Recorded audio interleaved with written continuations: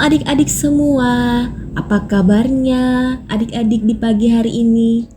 Lause berharap adik-adik semua dalam keadaan yang baik, sehat dan tetap bersemangat dan bersuka cita di dalam Tuhan ya. Adik-adik semua, kita kembali lagi di minggu yang baru di hari Senin ini. Kita mau bersama kembali belajar dari firman Tuhan. Tapi sebelum itu, mari kita bersatu di dalam doa sebelum kita merenungkan firman Tuhan. Tuhan Yesus yang baik, kami bersyukur untuk kasih, pertolongan, dan kesetiaan Tuhan di dalam kehidupan kami. Terima kasih untuk pagi hari ini, kami boleh menikmati lagi hidup di hari ini, dan tolong kami semua untuk firman yang akan kami baca dan renungkan, kiranya kami dapat mengerti dan kami boleh terus melakukan firman-Mu di dalam kehidupan kami. Di dalam nama Tuhan Yesus kami berdoa dan bersyukur. Amin.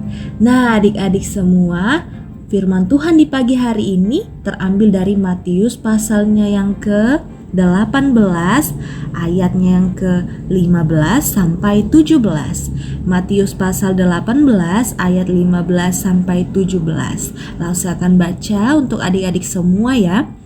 Apabila saudaramu berbuat dosa, tegurlah dia di bawah 4 mata. Jika ia mendengarkan nasihatmu, engkau telah mendapatkannya kembali. Jika ia tidak mendengarkan engkau, bawalah seorang atau 2 orang lagi, supaya atas keterangan 2 atau 3 orang saksi, perkara itu tidak disangsikan. Jika ia tidak mau mendengarkan mereka, sampaikanlah soalnya kepada jemaat. Dan jika ia tidak mau juga mendengarkan jemaat, pandanglah dia sebagai seorang yang tidak mengenal Allah atau seorang pemungut cukai. Nah, adik-adik, tema renungan firman Tuhan kita hari ini, kuasa Allah untuk melayani. Kita memiliki kuasa daripada Allah untuk dapat melayani sesama kita dengan bentuk nasihat dan kepedulian kita. Nah, adik-adik, apakah adik-adik pernah mengetahui seorang teman adik-adik yang melakukan kesalahan, yang melakukan pelanggaran, yang saat dia melakukannya mungkin tidak ada yang melihat, tetapi saat itu adik-adik melihat dia. Nah, adik-adik, sebagai seorang teman yang baik, tentu adik-adik tidak boleh membiarkan teman kita yang berbuat salah dan berbuat pelanggaran itu terus-menerus terjerumus di dalam kesalahannya, di dalam dosanya itu. Di dalam Matius 18 yang sudah kita baca tadi mengajarkan kepada kita semua, kita harus memiliki kepedulian terhadap setiap orang, baik anggota keluarga kita, saudara-saudara kita, ataupun teman-teman yang ada di sekeliling kita. Nah, tentu saja adik-adik, pasti kita tidak mau orang yang kita kasihi, teman kita ataupun saudara-saudari kita masuk ke neraka karena dosa-dosa mereka. Oleh karena itu adik-adik, saat mereka melakukan kesalahan, berbuat suatu pelanggaran, tentu saja kita memiliki kewajiban untuk menasihati mereka jika kita tahu itu hal yang tidak benar.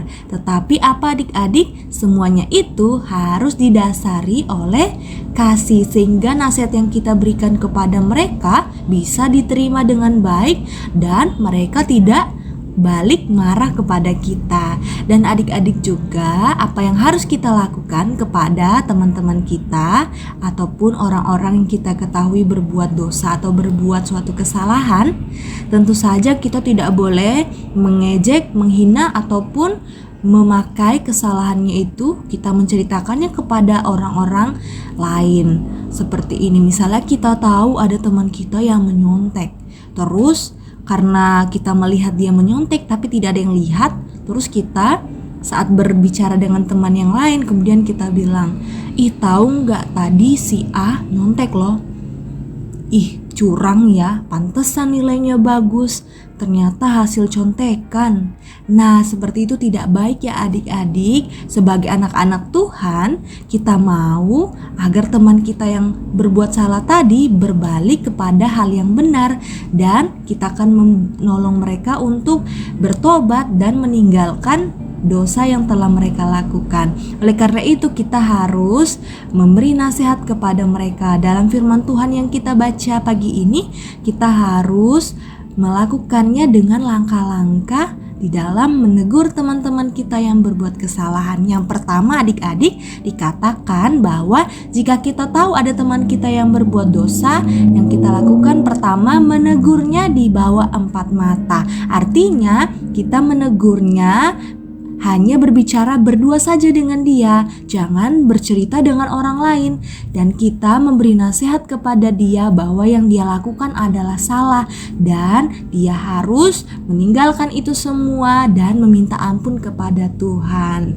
Dan yang kedua, adik-adik, jika teguran dan nasihat kita yang kita sampaikan berdua saja tadi tidak didengar, dia tidak mau menerima dan tetap melakukan kesalahannya, maka firman Tuhan mengajarkan kita harus mengajak lagi seorang atau 2 orang lain untuk membantu menasehatinya. Orang itu bisa orang yang lebih tua daripada kita, seperti orang tua, guru, ataupun kakak, ataupun pembina sekolah minggu atau yang lainnya, adik-adik.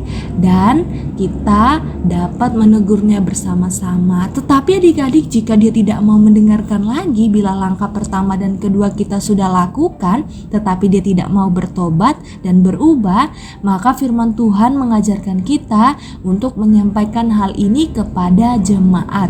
Maksudnya adik-adik, jika teman itu ada di dalam lingkungan gereja, kita dapat memperingati dia dan memberitahunya kepada pembina sekolah minggu dan teman-teman yang lain, dan menolong dia untuk dapat meninggalkan dosanya, adik-adik. Tetapi adik-adik, yang pertama, saat kita menasihati seseorang, kita tidak boleh sembarang menilai dia. Sebelum kita menilai, kita juga harus melihat kehidupan kita, apakah kita sudah menjadi anak-anak Tuhan yang menjadi saksi. Karena jika kita menegur teman kita sedangkan kita juga melakukan hal yang sama, maka dia akan balik mengatakan kepada kita bahwa kita juga tidak bisa menjadi contoh. Oleh karena itu adik-adik, Tuhan telah memberikan kita kuasa untuk dapat menolong orang-orang yang ada di sekitar kita. Kita dapat menjadi saksi Tuhan bagi orang-orang lain. Dan kita harus terus setia membaca firman Tuhan, berdoa semakin dekat dengan Kristus dan menjadi serupa dengan Kristus. Dan terakhir, jangan lupa berdoa untuk teman-teman yang ada di sekitar kita, supaya melalui kita, mereka juga dapat diberkati, percaya dan mengenal Tuhan, sehingga kehidupan kita akan bertumbuh di dalam Tuhan. Tuhan Yesus memberkati kita semua. Mari kita bersatu dalam doa.